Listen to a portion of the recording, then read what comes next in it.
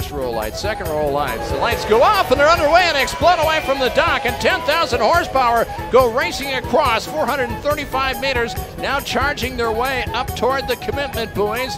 And as they push along the side, Eric Stark trying to make a move. Torrente on the outside in 2, and Torrente is fighting to get himself into that #1 spot as the green flag is officially out, as the field of drivers come whistling around. Bartek Marzawak trying to stay up into that first place position, and he got a great start. Look at the Polish driver pull away here 10 laps in, or 10 seconds ahead, as he got around turn number 8.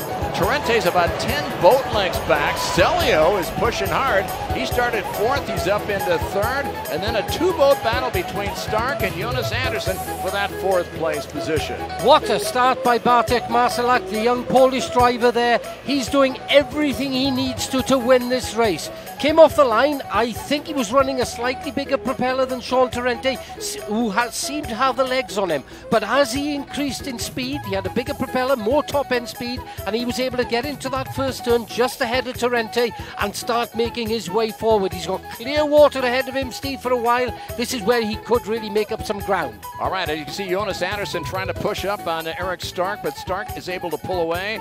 Jonas Andersen dropping back. I wonder if the 2021 World Champion may have a bit of a problem here, but he comes charging up on the outside. A good battle going on for 4th place, Jonathan. Yeah, I think that Jonas has definitely got the legs on Stark there, sitting in 3rd at the moment. And you can see that Jonas is on the outside, Stark's on the inside. Jonas seemed to try and get ahead of him in that last lap. He tried to cut inside him, but he got some dirty water. It got rather rough. He had to back off, and Stark is still holding him off.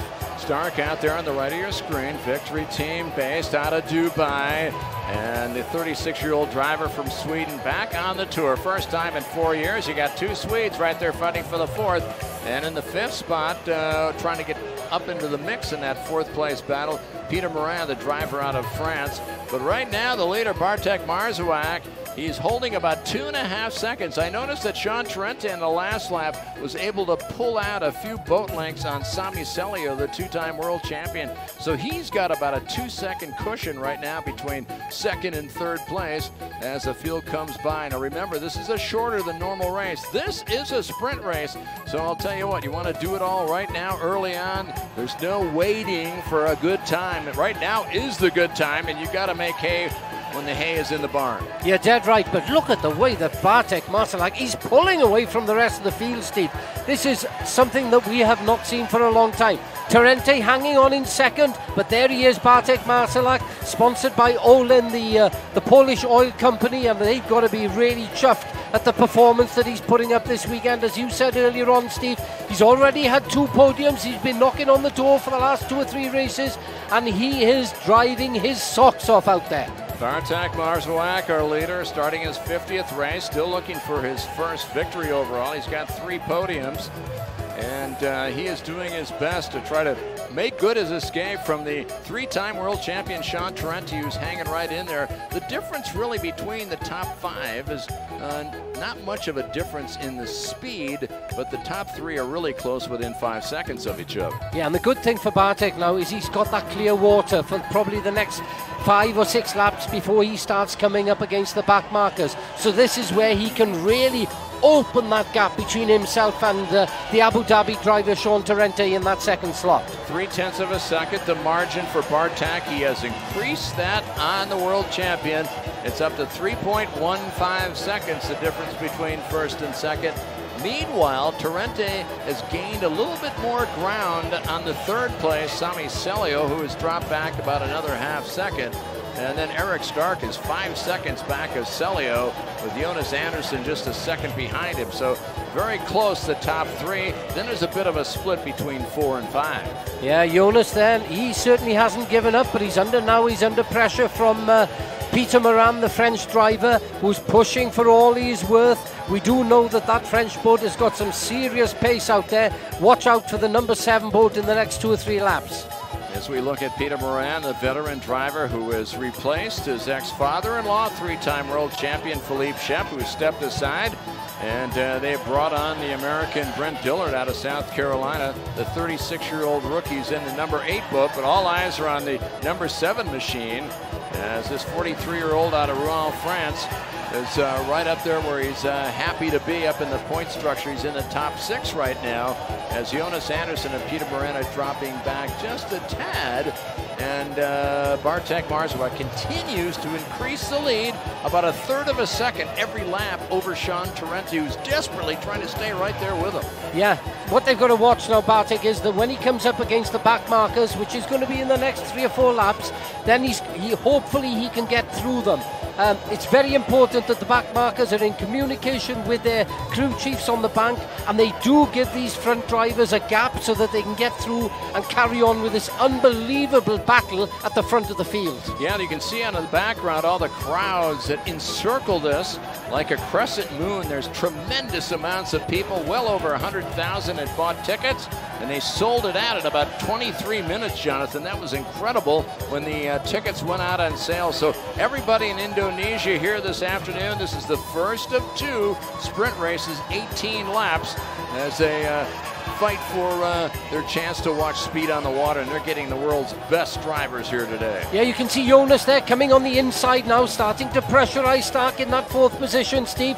I don't think it's going to be long before. And look, Jonas on the inside, he's running that boat that it's his number 2 boat, so it doesn't perform as well as his main boat, which he had problems with that you pointed out yesterday. He certainly hasn't given up on this 4th position. Stark there still running cool. Jonas overshooting the turn boy there, letting that boat run so loose on top of the water. The number 14 boat is pushing for all he's worth. Yeah, this is the 2nd time he's run this boat in 6 years, believe it or not. So talking with him after qualifying today, he says, yeah, I got to get a feeling for this boat. It's going to take me a while. And right now, 5 laps in, he seems a bit aggressive, and that's great for Jonas Andersen and all his fans that are here cheering him on. He missed the World Championship last year by 10 laps. He had the championship in his pocket. He almost became a 2-time world champion, but for the first time in all of 2022, he had a mechanical problem. He dropped out with just 10 laps to go, and Sean Tarenti, who had been in a tremendous crash,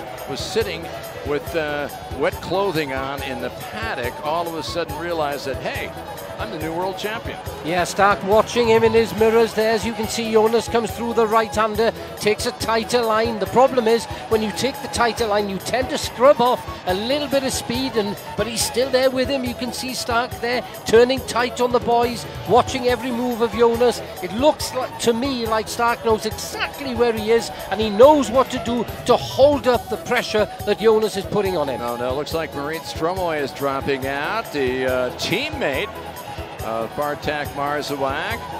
Marit Stromoy, who had qualified in the 10th spot, has dropped out. That's not a good sign for Stromoy Racing. But while we watch this battle here, in that battle for 4th place, oddly enough now, Tarenti is shaving that down, the distance between 1st and 2nd. The real estate's getting smaller and smaller. It's now 2 seconds, so he's gained 1.3 seconds on the leader, Bartek Marzowiak, as they get closer and closer here, as we've gone way past the 1/3 mark of this quick 18-lap sprint, the first of 2 races that will determine the Grand Prix this afternoon, and these will count in points. And I'll tell you something, Bartek now needs to just focus, stay on what he needs to do here as you work around some traffic. Yeah, just looking at the boat there with Bartek there, a little bit off balance as he came through the last 2 turn boys there. The boat a little bit running a bit too loose on the water, but he seems to have everything under control now, Steve. It's still 2 seconds. You can see Tarenti there trying to cut through on the inside, going around a shorter part of trying to shorten the track to try and make that gap on him, but it's still there, 2 seconds as we speak. Yeah, Bartek got a 1/10 of a second back, 2.11 the difference between 1st and 2nd place. They're closing the gap a little bit closer. It's about 12 boat lengths separating the 2. And again, it's a situation of how this young driver, who for the first time in his career is feeling the pressure of leading a race. You've done that so many times, Jonathan. Does your mind change when you lead a race and you're in protective mode, or you just keep focusing on the job at hand? You got to keep focused. You got to keep pushing. You've got to be running at 110%, because that's when these boats are running at their best on the water. But Sean, getting through back markers there, overtaking Duarte Benavente, the Portuguese driver. maybe it slowed him a little bit there. I noticed that Bartek seemed to get through the back markers a little bit quicker, and you can see that he's increased that gap, Steve, again by just a split second. So at the moment he's still sitting pretty there. That boat running so well in these tough conditions here in Indonesia. Yeah, it was a bit bad luck for the world champion. You mentioned he got caught up with the Portuguese driver, Duarte Benavente, the oldest driver on the tour, and Bartek took full advantage of it. He got his second back. It was down to 2 seconds. It's back up to 3.3 seconds, the difference. Wow. Yeah. So Bartek got the job done. So we know this young man who is from Poland can figure out that he can handle the pressure of being in a #1 spot. At least he can so far. We're halfway through this race. Sprint race #1 of 2 this afternoon for the Grand Prix of Indonesia. And I think that they're both built from the same factory up in northern Italy in Como there. But I think that the boat that Bartek has got, Steve, is just slightly longer. And that means that when the conditions get rougher as the race goes on, maybe his boat is better suited. You can see he's gaining again on Sean Torrente in that second. Is he having an easier ride? Is he able to push a little bit harder as the race goes on? We'll have to wait and see here as we've gone past the halfway point. Over down toward turn #9. Now it's a front straightaway of 520 meters. These are 9 turns, 2 right-handers. Very unusual, very technical in nature. And the drivers really have to focus on their lines, because if you get off line, you're going to lose a lot of time. And again, this battle between 2 Swedes, Eric Stark and Jonas Andersson, continues to heat up down in that 4th place between the 2 drivers, which is now just a matter of a second separating those 2. I think if Jonas was able to get ahead of him, he'd have a bit of clear water and he'd pull away from him. But as you can see, look, as Stark turns there, Jonas is getting all the wash and the spray, and finding it quite difficult to actually see as he tries to improve and close that gap with Stark. Philippe Shep, there you see second alone. This is his brother-in-law, or I should say his ex-son-in-law out there running, Peter Moran. And the driver from Rouen is starting his 27th race, still looking for his first victory. He's got 3 podiums, and he's a good qualifier, but getting him up there. Now, really, Peter Moran, in the past, he's been 7 top 5s in his last 11 races, so he knows how to finish up in the top 5. He's doing his best to do it right now. He's in the 6th spot. And he's, of course, we've got to bear in mind that he's running a new boat here this weekend. He has not run it in the past. It was the boat of Philippe Chiappe, 2-time world champion. Although I spoke to him after practice and he said it's a lot lighter on the water, it seems to accelerate a lot better, but it's just going to take me a little bit of time to get into the groove and know the limits of that boat. Wow, the difference in speed between the top 2, as you saw it on your screen a second ago, just 3.9 seconds separating 1-2, and then the cushion between Torrente and Sami Selio, almost 7 seconds. Wow, so it's a 2-boat battle up in the front, and then Selio is pretty much by himself, 5 seconds ahead of Eric Stark, but we're all watching the Eric Stark, Anderson, Peter Moran battle. 3-boat battle for 4th place, and that's only separated by about 2.5 seconds. Yeah, pretty even Stevens there, isn't it, Steve? There's about a second between Stark and Anderson, and you can see that the French driver Peter Moran trying everything he can. He's on the inside, outside, just trying to close down that gap between himself and Anderson. And again, back markers coming into play, Steve, for these 3 drivers. We could see a change if some of the slower drivers don't get out of the way for 1 or 2 of these drivers. We talked about 4 different rookies this year fighting for that prestigious Rookie of the Year award. And right now, Ahmed Al-Fahim, who is the teammate of Eric Stark on that victory team, doing well. He's up in the, we take a look, he's in the 8th spot, just ahead of the American Brent Dillard with the CTIC China team, who's in the 9th position.